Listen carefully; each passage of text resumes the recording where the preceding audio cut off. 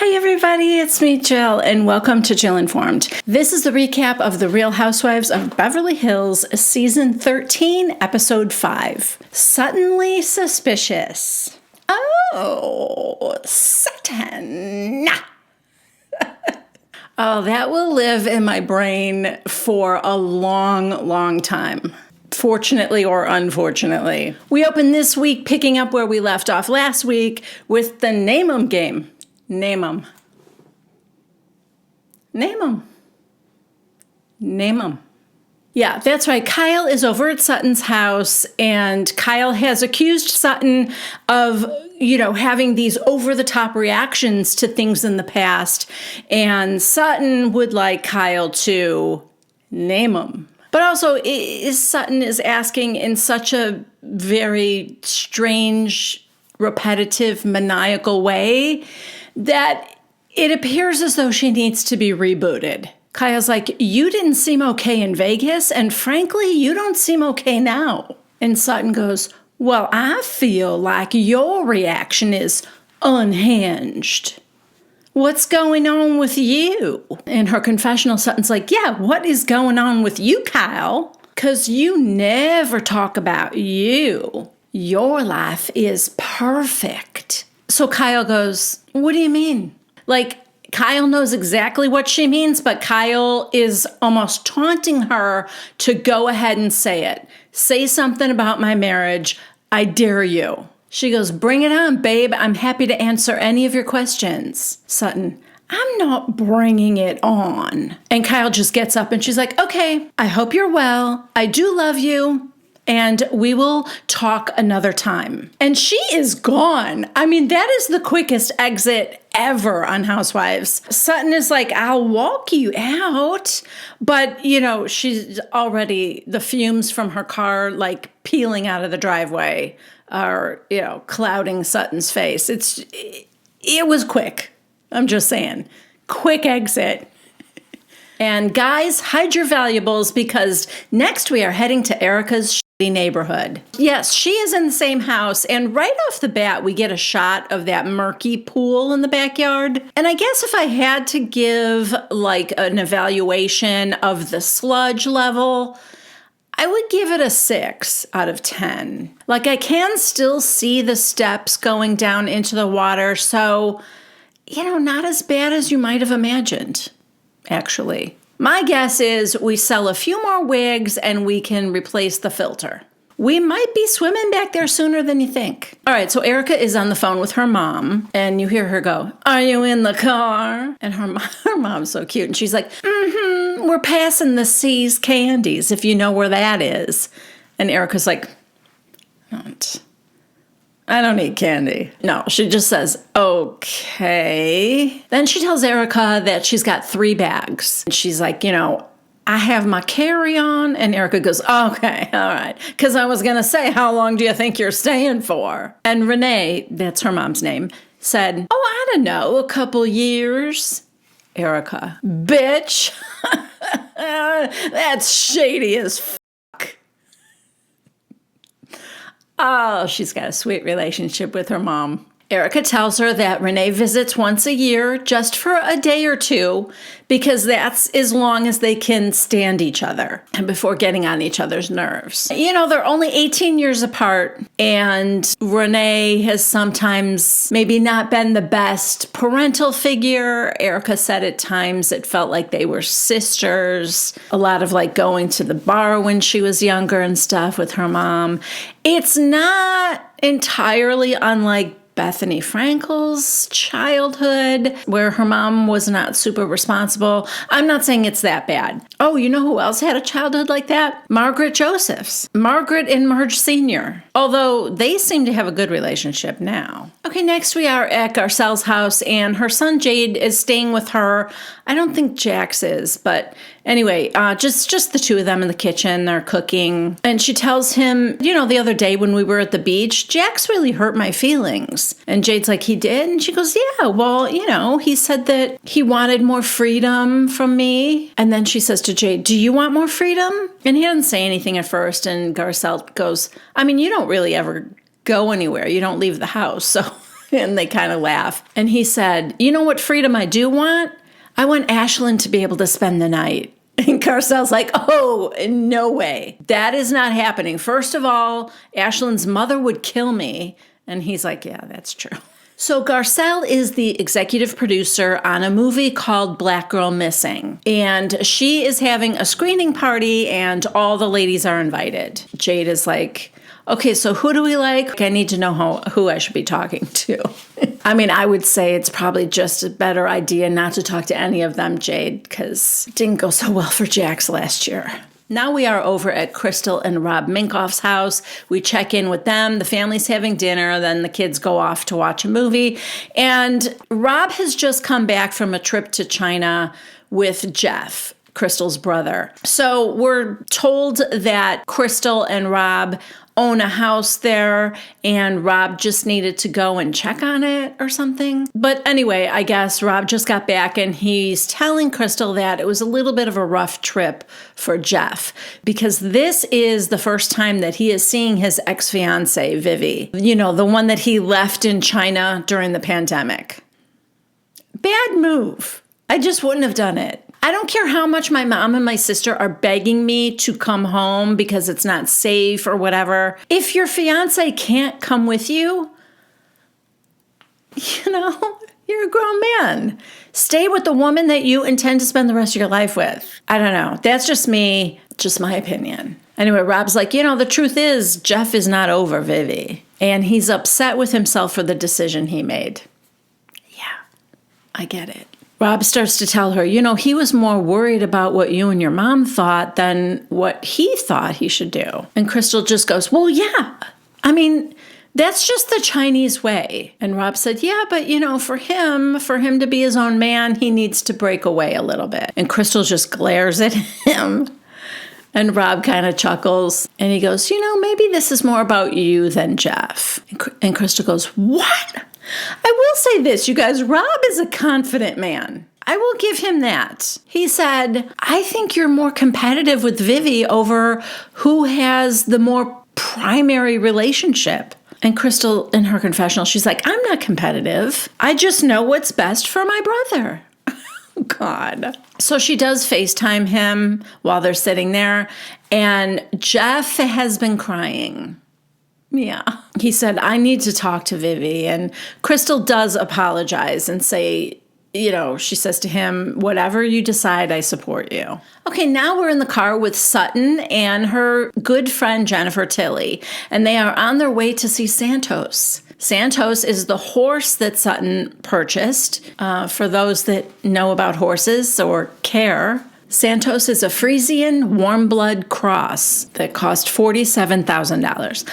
I don't know if that's a good price for a Friesian warm blood cross, but Santos is a beautiful horse. He's black and white and looks well groomed.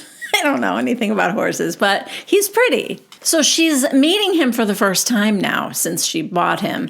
And she keeps comparing it to like a blind date. She's like, I hope he likes me. She brought him this giant flowered wreath, which feels cruel to me. I don't know. Those of you who are familiar with horses, or maybe those of you who have a horse, let me know if that's an okay thing to do. It just feels like it would be scratchy and uncomfortable. And why do that to a horse?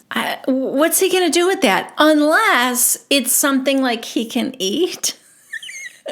Maybe that's really dumb, but like if it was made out of carrots and veggies and stuff, but maybe he can eat these flowers. Like, can he eat the flowers? Is that like a nice treat for Santos? Or should she have made it out of like carrots and apples and stuff? And then he could just kind of eat around it. I don't know. I don't like the idea of it. He does let her pet him and she does feed him a carrot. But yeah, so she goes, that was the best first date I've had in a long time. Except I didn't get to ride him. Just kidding. I'm just kidding. Oh, Sutton. Nobody thought you were riding anybody on those first dates. So she and Jennifer go to sit down and have some lunch, and they start talking about Kyle And first Jennifer said, oh, she's been a very good friend to you. And Sutton said, well, yeah, she has. But also, like, I don't know what's going on with her. She's gotten very thin. When we were in Vegas, she went to the gym for 3 hours. Her eating is different. She's not drinking. I haven't seen her wedding band. I don't know. In her confessional, Sutton said, there have been rumors of Mo cheating. So when you add this all up, it points to something being very wrong. And then we get this graphic from Bravo of like this math equation with the answer pointing to something's wrong. So Jennifer Tilly says, sometimes when people start like extreme self-improvement plans, or maybe they'll cut their hair different, it's because they're trying to move on to a new phase in their life. Yeah. Well, someone's moving on over there. Anyway, guys, real quick, put your purse straps on crossbody and then hold it close to you, because we're heading back to Erika's neighborhood. We are with Mom Renee. Erika is making them some tea, but does she only own 2 mugs? I don't know. Unclear. But what is clear is that Mom did not do the breakfast dishes, so there are no clean mugs for tea. Erika's like, didn't you do the dishes? And Renee goes, I didn't know I was supposed to. Where's Belle? Ma, Belle only comes once a week. I can't afford more than that. Oh, Renee, this isn't Chateau Girardi. Don't you remember how you got mugged on your way in with your luggage? We are in a very different neighborhood right now. Belle only comes once a week now, because your daughter's dirt poor. I hope you didn't pack a bathing suit, because I've got some bad news. Once you finish washing the dishes, you're going to be fishing dead things out of the cement pond. So Renee tells Erika that she's so happy she got to see her on Broadway when she was playing Roxy in Chicago. And Erika says, me too, even though you didn't tell me you were coming. And we weren't in a good place, so it felt like an ambush. So maybe not so glad. So then speaking of ambush, somehow we're talking about Tom's law firm. And Renee said, how many times are you at that law firm anyway? What, like 3 times total? And Erika shuts that down. She's like, Mom, stop. You have to stop that line of questioning. Even now that I've put myself ahead of all that, going back and talking about it is like opening old wounds. And Renee's like, well, at some point you're going to have to let it go. And Erika goes, I can't do anything about it. And I'm super happy that all of it is behind me now. And then she pauses, and Erika actually looks like she's going to cry. Like maybe there is some emotion deep down inside after all. It's quite a poignant moment. And after a pause of like silence, Renee cheerfully announces, you know what? I brought paints. Yeah, so craft time. All right, so tonight is Garcelle's movie screening. She's getting all glammed up. We have Dorit FaceTiming Kyle, who's in the middle of putting her makeup on. And Dorit goes, Kyle, you're doing your makeup yourself? And Kyle goes, yeah, it's just a screening, right? Dorit, well, there'll be a red carpet and a step and repeat. And Kyle goes, it's fine.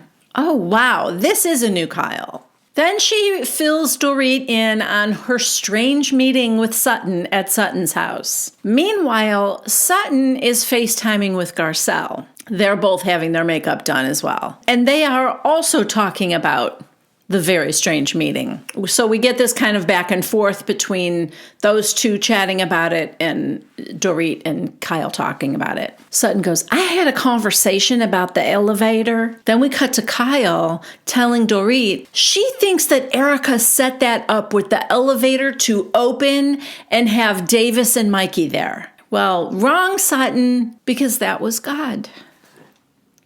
God set that up for Erika. May have been a slow week for him, I don't know, but at that time, he felt Erika was the most worthy recipient of his attention. She had a rough couple of years.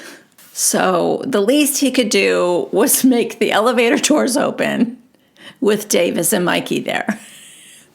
Kyle goes on to imitate Sutton, imitating Erika. Well, Sutton.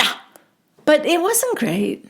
She kind of had it all wrong. She had the cadence wrong and stuff, and she had the hand movements wrong. So I will spare you my imitation of Kyle imitating Sutton, imitating Erika. But we do get a flashback to Sutton actually doing it again, which is really all we need, right? Now's your chance to apologize. So good. So Kyle goes on to tell Dorit, and then she's asking what's going on with me. She's like, what's going on with you? Dorit, oh, that feels like a threat, Kyle. Kyle, oh, it was. I knew immediately she was talking about those rumors out there. Cut to Garcelle and Sutton. Garcelle's like, well, I mean, was it volatile or just like, girl, whatever? And Sutton goes, well, it was quick. She was only at my house for 20 minutes. Cut back to Dorit and Kyle. Dorit goes, you know I'm riding there with her tonight. And Kyle goes, well, have fun with that. And she did not have fun with that because her driver pulls up to Sutton's house right now. And I don't really know what this timing was like, but the way they're filming this, it certainly makes it seem like Dorit has pulled up into the driveway of Sutton's home, and Sutton comes down the stairs and then decides to do a photo shoot. She's like, I don't normally do all this, but like it is good for social media, for my store. So she has hired a professional photographer who is there posing her and let's do one over here and let's do. It certainly sounds like the photo shoot just began after Dorit pulled up into the driveway. I'm hoping that really isn't the case.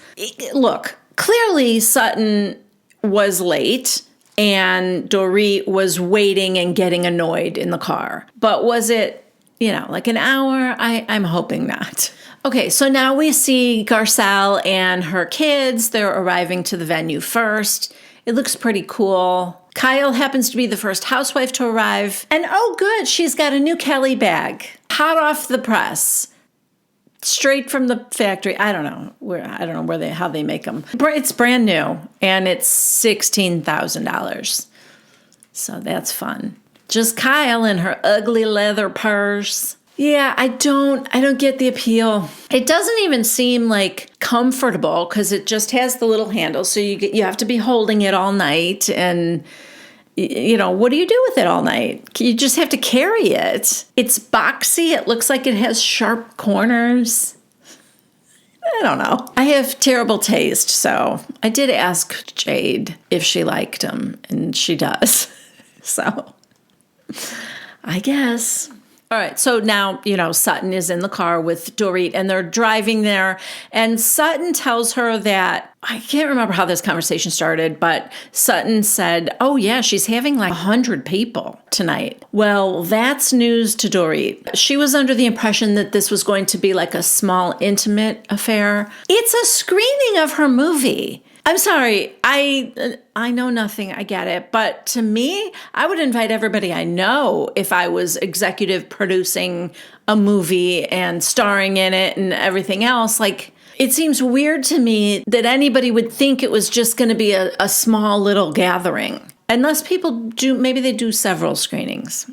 What do I know? In any case, Dorit likes to be prepared when there's going to be large groups because she has crippling anxiety, and this is very triggering to her to be just hearing this news now. As they're getting out of the car, she's kind of holding on to Sutton. They get in there and they see Garcelle and hug her and everything, and then someone just like walks behind Dorit and she's like, she's like very jumpy People are, having a cocktail and kind of milling around before the screening begins. And Crystal finds her way over to Jackson, Jade, and I guess Ashlyn is there as well. And she's talking to them for a minute. And Jax is a little bit nervous because Erika is there. And he said, my mom's like, you're going to have to talk to her at some point. For those of you who don't remember, last year when Erika was a hot, drunken mess all season, one of the things that Kyle and Mauricio and PK and Dorit were laughing about was that Erika, in her drunkenness, was hitting on Oliver, who was married at the time. And that she also, at the end of the night, when Jax was going around and picking up some of the flower centerpieces to bring home, because this party was for his mom's birthday, he was coming around to help collect some of the flowers to bring home. Erika told him, "What are you doing here? Get the out of here." If that wasn't bad enough, there seemed to be a lot of crazy idiots online who were threatening him, and it had become this racial thing. It was bad. It was bad. It was threatening. And he's a 14-year-old kid. So it was just bad all the way around. Okay. So I guess Garcelle had said, she's going to be around at some of these events and stuff. You're going to see her, and eventually you're going to have to talk to her. So Jax took it upon himself to go and approach Erika himself first, like to make that first move. And he said to Crystal, "Do you want to come with me?" And she said, "Yeah, like she'll support him." So they go up to Erika, and she's like, "Oh, hi." And he said, "Hi, Erika. I just want you to know that everything's okay between us." And she looked at him and she goes, "Well, I apologize from the bottom of my heart. And of course, I was totally out of line. I said this to your mother already, but I am grateful that I have the chance to say it to you right now. Please accept my apology because it comes from the bottom of my heart." And Jack said, "Of course I do." In her confessional, she said, "What a class act this young man is. To walk up and say, hey, no hard feelings. Garcelle, you've done a beautiful job raising your children." Yeah, she has, and good on him. And also, Erika, why didn't you go up to him? I don't know if this is the first time she has ever been in the same place with Jax, but if she knew he was coming, and I'm sure she did, this is Garcelle's movie, it should have been in her mind that as soon as I get there, I'm going to look for Jax and apologize to him in person. But she didn't, and he had to come to her. I don't love that. I mean, it definitely says more about him and her that it turned out this way. I guess we know who the mature and bigger person is. Okay, just after I got through that tangent, Garcelle just said basically the same thing in her confessional. She's glad that Jax felt confident enough to do that, but she wishes that Erika would have gone to him. Okay, so this movie is on Lifetime if anybody is interested. I haven't seen it yet, but it is about a Black girl that is abducted and then goes missing. And basically how differently this tragedy is dealt with by police, the media, and, the public in general than if this were a white girl. Garcelle explains that a lot less attention is paid to a Black or brown child, and she just wants equality there. So now the lights go down. Everyone is seated. The lights go down. The movie begins. Garcelle is playing the mother, and it looks good. It also looks like it's going to be pretty upsetting, but I do want to see it. It's certainly a worthy story to tell. So it's beginning, who comes walking up the stairs late? None other than Denise Richards. Yeah, she's obviously good with Garcelle, or she wouldn't be there. Crystal, I think, they hugged. She hugs Dorit. That felt a little awkward. Just a little side note here. She has not changed a bit in terms of how underdressed she is. In other words, earlier we had a scene where Dorit was shocked that Kyle was doing her own makeup and not having a glam team come over to her house. And in contrast to that, we have Denise Richards, who is wearing like a high school athlete's jacket. It looks like jeans. Her hair's kind of thrown up. And if she has makeup on at all, I'm sure she did it herself. I think she's a beautiful woman. She is a beautiful woman. The way these housewives dress and all the heavy makeup and hairstyles and stuff make them look so old.